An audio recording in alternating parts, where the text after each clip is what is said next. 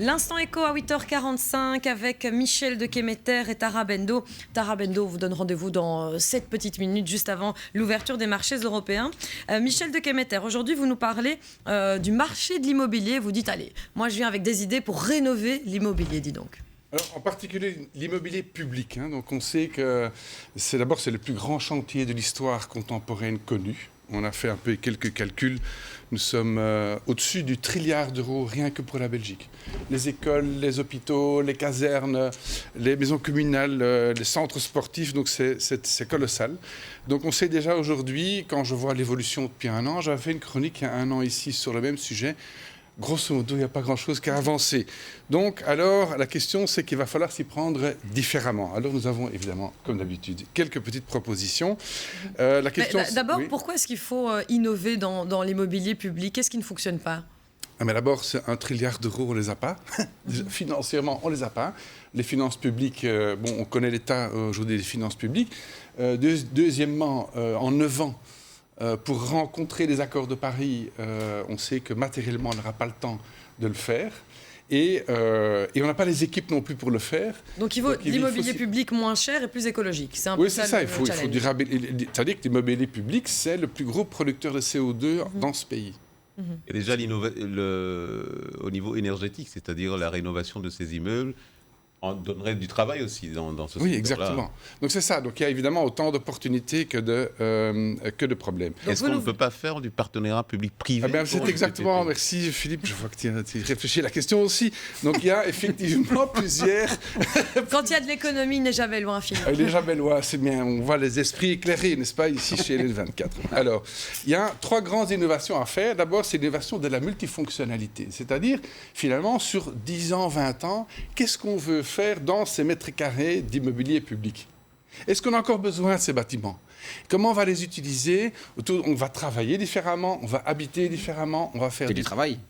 Shopping différemment. Tout ça va shifter de fond. On va shopper différemment, puis la culture, l'enseignement va changer. Toutes ces fonctionnalités vont changer et donc il faut réfléchir. Est-ce que c'est pas simplement entretenir ou rénover les bâtiments qu'on n'aura plus besoin d'ici 10 ans parce que tout ça va changer? Donc la première chose, c'est qu'est-ce qu'on veut faire? C'est la réflexion de fond, c'est faire en amont des chantiers, réfléchir qu'est-ce qu'on veut faire avec ces bâtiments.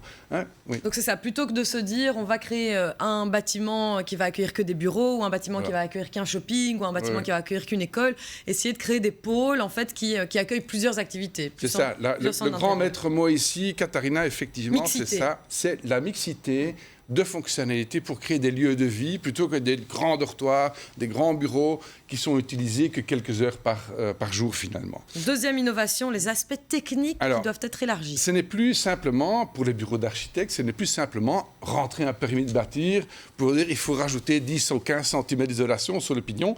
C'est également réfléchir le captage d'eau, épuration des eaux, utilisation des toitures plates, aménagement des abords, comment plugger la mobilité douce et multimodale autour des bâtiments, d'habitat et de bureaux. Il y a une réflexion plus étendue à avoir. Et ça, c'est évidemment, ça demande un exercice intellectuel et un exercice aussi technique. Les architectes ne savent plus suivre les innovations tellement que tout ça, ça va vite. Et encore moins les gens qui travaillent dans les services publics, puisqu'on parlait en particulier. Mais alors, pour le particulier, c'est encore plus compliqué. Donc, quand on voit le taux de rénovation de 0,7% par an, et quand on fait un calcul rapide, ça va nous prendre 130 ans.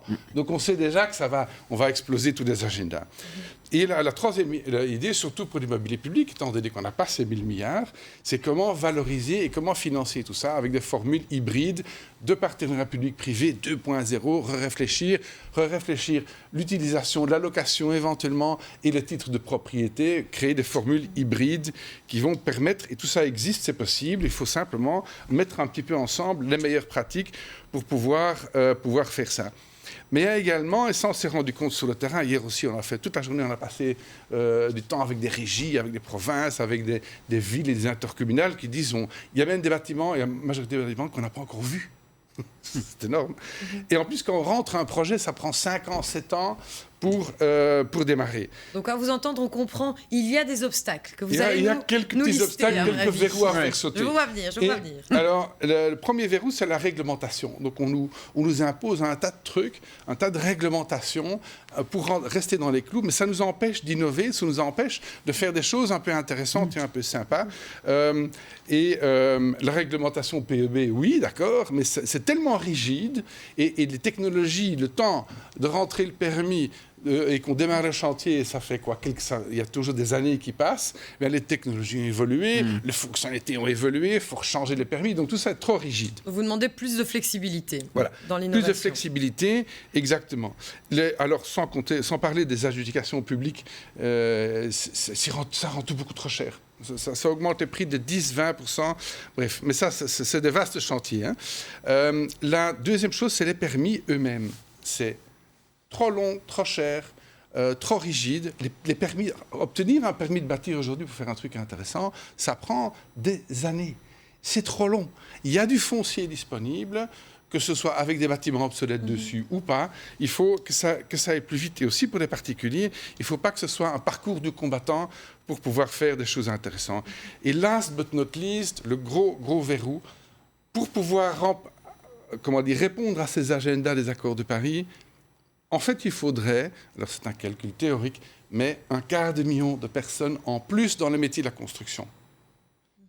Vous imaginez. Donc ça veut dire qu'il faut créer ces profils, qu'il faut rendre le métier plus attractif. Il faut rendre ces métiers attractifs et arrêter de... Enfin, on ne pourra plus faire autrement, mais quand vous allez sur des chantiers aujourd'hui, on parle toutes les langues d'Europe, sauf le français et le néerlandais. Donc, comment ça se fait que nos jeunes ne sont plus intéressés par ces métiers? Où sont passés, Katharina, tous ces compagnons, les compagnons qui apprenaient sur chantier le travail du bois, le travail de la pierre?